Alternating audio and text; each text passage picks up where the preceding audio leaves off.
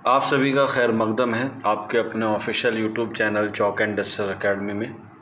और आज आप लोगों के लिए एक शानदार वीडियो लेके हाजिर हैं।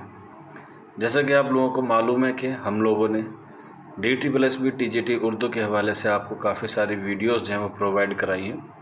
तो उसी सीरीज़ में आज हम लोग टॉपिक लेकर आए हैं दक्कन में उर्दू अदब का आगाज़ और इर्तिका, जो सेक्शन C का जो है वो लास्ट पॉइंट है, यानी कि पॉइंट नंबर 4 है।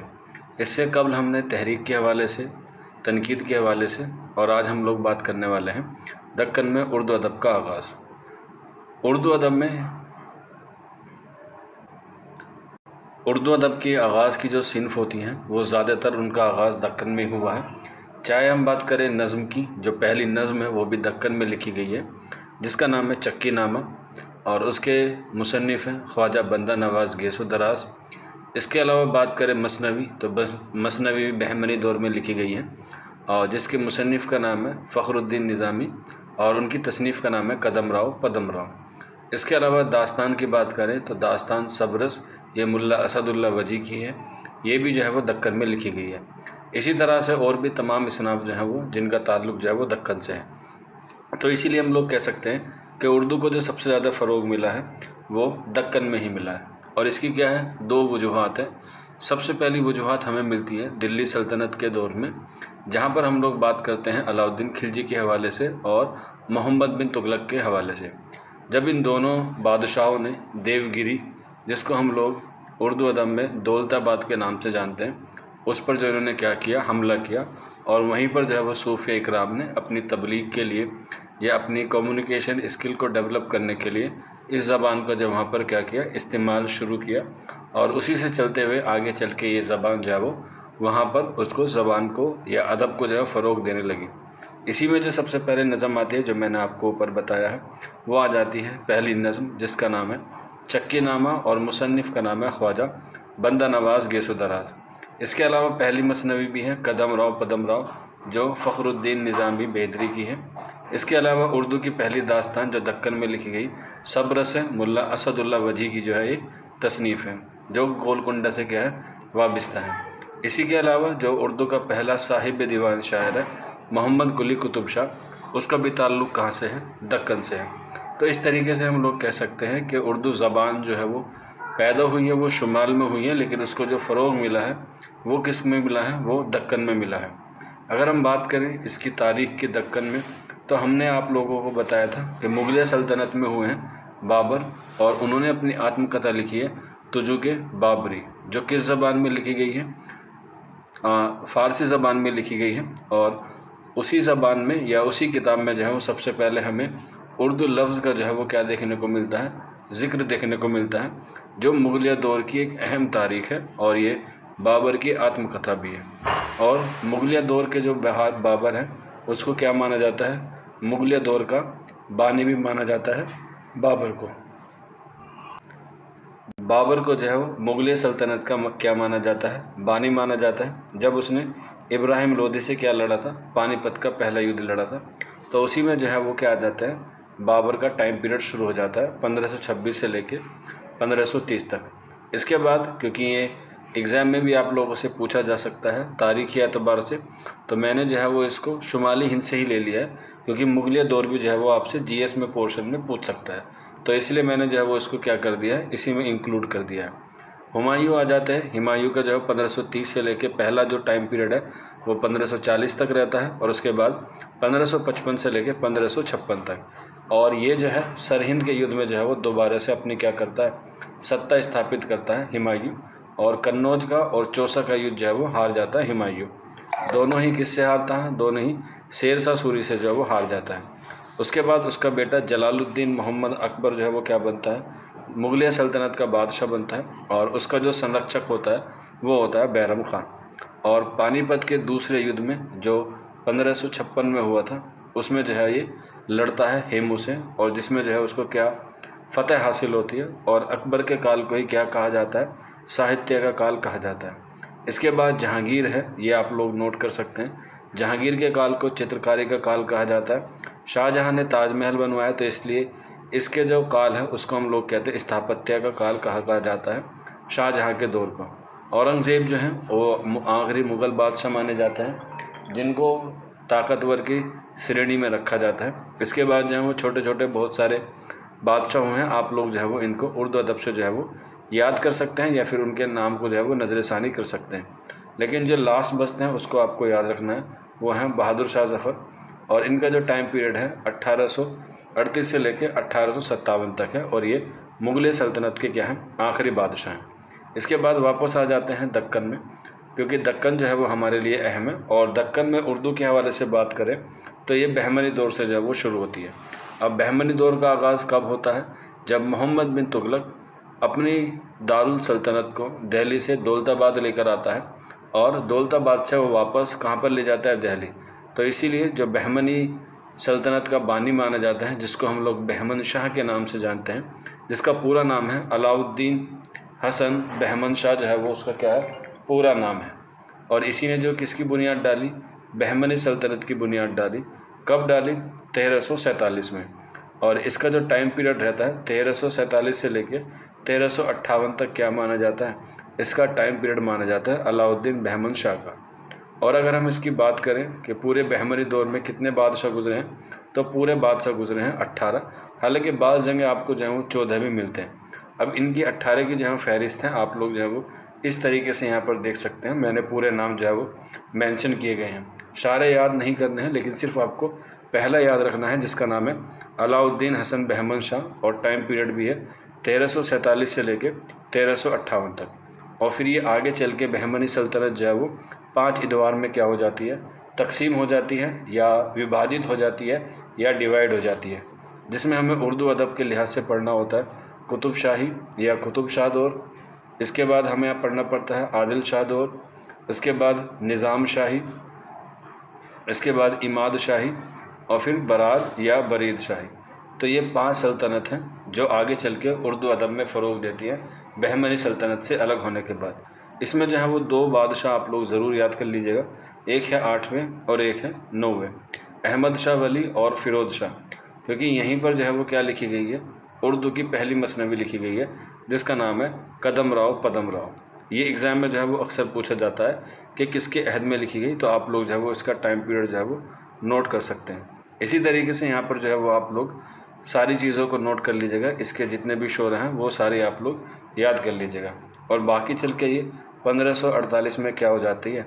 ये ख़त्म हो जाती है, और कलीमुल्लाह शाह बहमनी जो है वो बहमनी सल्तनत का आखिरी बादशाह होता है। और इसके बाद ही जो है ये 5 इदवार में तकसीम हो जाती है, जो मैंने आपको ऊपर बताया वही आप लोग जो यहाँ पर भी नोट कर सकते हैं।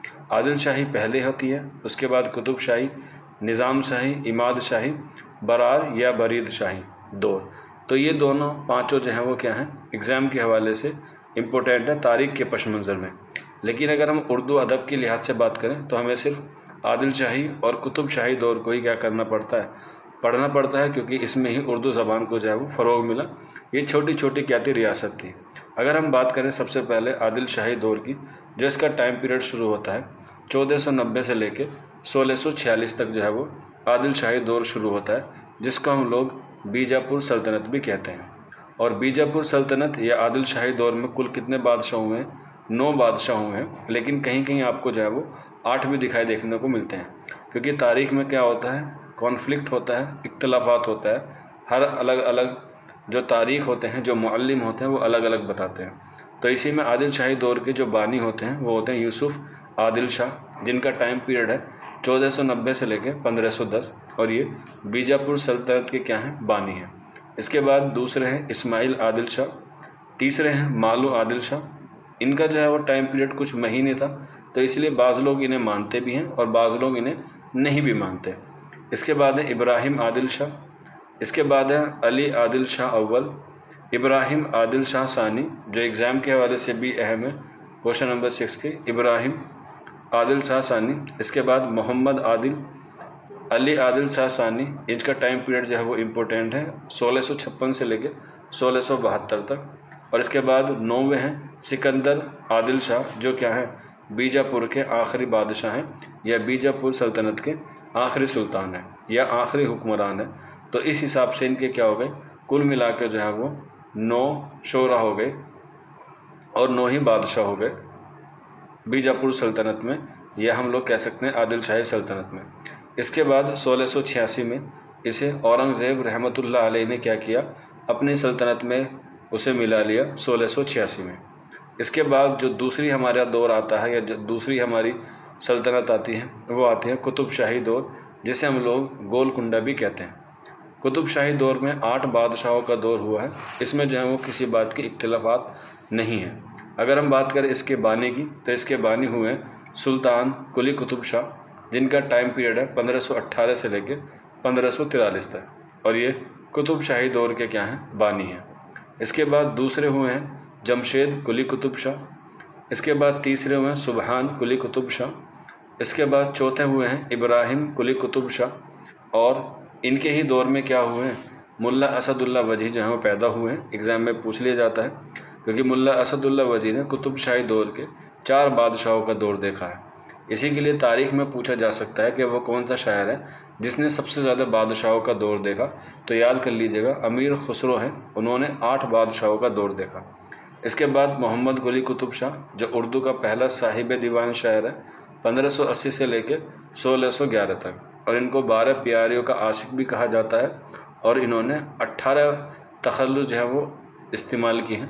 बाज़ लोग 17 बताते हैं, लेकिन इनके 18 भी हैं।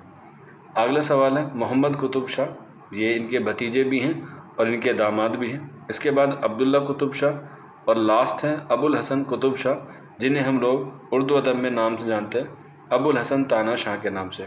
और ये क्या हैं, कुतुब शाही के आखिरी बादशाह हैं या आखिरी हुक्मरान हैं। और इस सल्तनत का जो ख़ात्मा होता है 1687 में होता है, या 1686 में भी आपको कहीं कहीं देखने को मिलेगा। और इस सल्तनत का ख़ात्मा भी किसने किया, मुग़लिया बादशाह औरंगज़ेब ने इन दोनों सल्तनत को क्या किया, मुग़लिया एम्पायर में मिला लिया। इसके साथ साथ निज़ाम शाही, इमाद शाही और बरीद शाही, ये पहले ही क्या हो गए थे, उसमें मिल गए थे। तो इस तरीके से इसकी जो तारीख़ है वो हमने पढ़ी। अदब के लिहाज से जो है वो इनको जो है वो अलग से पढ़ा जाता है कि इसमें किसने जो है वो क्या किया, किसने जो है वो क्या नहीं किया। लेकिन एग्ज़ाम के हवाले से मोहम्मद कुली कुतुब शाह जो है वो अहम है। तो उनके जो तखल्लुस हैं वो मैं आपको बता देता हूँ, ताकि एग्ज़ाम में आए तो आप लोग जो हैं वो उसको क्या कर सकें, नोट कर सकें। तो इनका तखल्लुस वैसे तो 17 है, लेकिन कहीं कहीं पर आपको जो है वो 18 भी मिलता है। तो इसलिए 17 और 18वां कौन सा है वो भी मैं आपको बताऊँगा। तो आप लोग कलम लेके बैठ जाइएगा, या फिर आप लोग DSSB TGT उर्दू के हमारा ग्रुप है उसमें जुड़ सकते हैं। वहाँ पर आपको ये PDF फ्री ऑफ कॉस्ट मिल जाएगी। आप लोग इस नंबर पे जो है वो अपना नाम, अपने स्टेट का नाम और व्हाट्सअप ग्रुप लिख के DSSB का हमारे व्हाट्सअप पे कर देंगे, तो आपको ऑटोमेटिकली सारी इन्फॉर्मेशन मिल जाएगी। तो यहाँ पर देख सकते हैं इनके जो 17 तखल्लुस हैं वो कौन कौन से हैं। पहला है मोहम्मद, उसके बाद मोहम्मद शाह, तीसरा है मोहम्मद कुली, चौथा है मोहम्मद कुतुब, पाँचवा है कुतुब, छठा है कुतबा, अगला है कुतुब ज़मा, उसके बाद कुतुब शह, नेक्स्ट है मोहम्मद कुतुब शह, मोहम्मद कुतुब शाह गार, मोहम्मद कुतुब शाह राजा, मोहम्मद कुतुब शाह सुल्तान, मोहम्मद कुतुब शाह नवाब, मानी, कुतुब माना, कुतुब मानी, तुर्कमान और कुतुब मानी। तो कुल मिला के कितने हुए हैं इनके, ये तखल्लुस हुए हैं 17। तो इस तरीके से हम लोग बात करें तो ये तखल्लुस हुए हैं 17, लेकिन इसमें जो ये तुर्कमान हम लोग जोड़ देते हैं जो इनका तेलुगु ज़बान में है, तो इसको मिला के जो है वो टोटल कितने हो जाते हैं 18। अगर इसमें से भी पूछा जाए कि उन्होंने सबसे अहम और सबसे मशहूर कौन सा है, तो आंसर हो जाएगा मानी। इन्होंने जो ज़्यादा तखल्लुस इस्तेमाल किया है वो मानी इस्तेमाल किया है। ये 17 तखल्लुस है। इसके अलावा दूसरा सवाल पूछा जाता है कि 12 प्यारियों का आशिक किनको कहा जाता है, तो मोहम्मद कुली कुतुब शाह को 12 प्यारियों का आशिक कहा जाता है। और ये 12 प्यारियों के लिए मोहम्मद कुली कुतुब शाह ने जो है वो 4 महल का क्या किया गया था, इंतखाब किया था।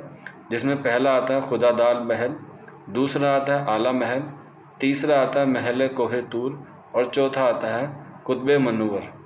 और इसमें भी जो सबसे अहम है वो है पहला, जिसे हम लोग जानते हैं खुदादाद महल के नाम से। और इसी में जो है वो उनकी सबसे ज़्यादा या सबसे खूबसूरत परियां रहती थी। अब उनकी 12 प्यारियों में कौन कौन सी हैं वो आप लोग जो है वो यहाँ पर नोट कर सकते हैं। मैंने यहाँ पर जो है उनको मेंशन किया है, जिसमें पहला आती है नन्नी, दूसरी आती है सांवली, तीसरी आती है क्यूनी, चौथी आती है प्यारी, पाँचवा आती है गोरी, छठी आती है छबेली, सातवां आती है लाला, 8वीं आती है लालन, 9वां मोहन, 10वां महबूब, 11वां बिल्किस और 12वां हैदर महल। जो बाद में चल के क्या है बनती है, या पहले क्या होती है भाग्यवती, और भाग्यवती को ही हैदर महल का क्या मिलता है, खिताब मिलता है, जो आगे चल के हम उर्दू अदब में किस नाम से जानते हैं, मुश्तरी के नाम से जानते हैं। तो ये 12 प्यारियों के आशिक हैं और ये जो है उनकी 12 प्यारी हैं। इसके अलावा उनके कुछ और भी हैं जो अलग अलग ज़बानों में हैं, जैसे मुश्तरी, हिंदी छोरी, पद्मिनी, सुंदर, सजन और रंगीली। ये भी जो है वो इनकी प्यारी हैं, लेकिन वो जो 12 हैं वो इनकी क्या हैं, वो उनकी ख़ास हैं और वही जो है वो उर्दू अदब में आपसे पूछी जाती हैं। तो इस तरीके से ये कुछ दक्कन की जो है वो तारीख़ थी जो आपको बतानी थी, जो आपको पढ़नी थी एग्ज़ाम के हवाले से। आप मुझे ज़रूर बता दीजिएगा कमेंट बॉक्स में, या फिर आप अगर कमेंट्स ना कर पाएँ तो आप लोग इस नंबर पर मुझसे रब्ता कर सकते हैं और मुझे बता दीजिएगा आप लोग कि आपको अगला टॉपिक किस पे चाहिए, क्योंकि मैं कुछ और पढ़ाना चाहता हूँ, आप लोग कुछ और पढ़ना चाहते हैं। हालांकि मैं वही पढ़ा रहा हूँ जो एग्ज़ाम ओरिएंटेड है और जो सिलेबस के अकॉर्डिंग है। वीडियोस छोटी होती हैं लेकिन वो बहुत इन्फॉर्मेटिव होती हैं। ज़्यादा लंबी वीडियो या ज़्यादा लंबा लेक्चर अब लेने का वक्त नहीं है। आप छोटी छोटी चीज़ों से ही क्या कर सकते हैं, नंबर को गेन कर सकते हैं। और मैंने आपको पहले भी कहा था कि अगर ये आप हमारी वीडियोस देखेंगे तो इंशाल्लाह आपको 40 से 50 नंबर का फ़ायदा आराम से हो जाएगा, अगर आप लोग कंसिस्टेंसी बनाए रखेंगे, तसलसल बनाए रखेंगे। आपको MCQ भी पेश किए जा रहे हैं, आपको सैम्पल पेपर भी मिल रहे हैं और आपको लेक्चर भी जो है मैं प्रोवाइड करा रहा हूं, जितने भी एज़ सुन एज़ पॉसिबल हम लोग अपलोड कर पाएँ। आप लोग इसी तरीके से प्यार और मोहब्बत से नवाजते रहिए, इंशाल्लाह आप लोगों का सिलेक्शन हो जाएगा। तो आज की वीडियो में इतना ही था, मिलते हैं आप लोगों से जल्द ही नेक्स्ट वीडियो में। शुक्रिया फॉर वॉचिंग दिस वीडियो।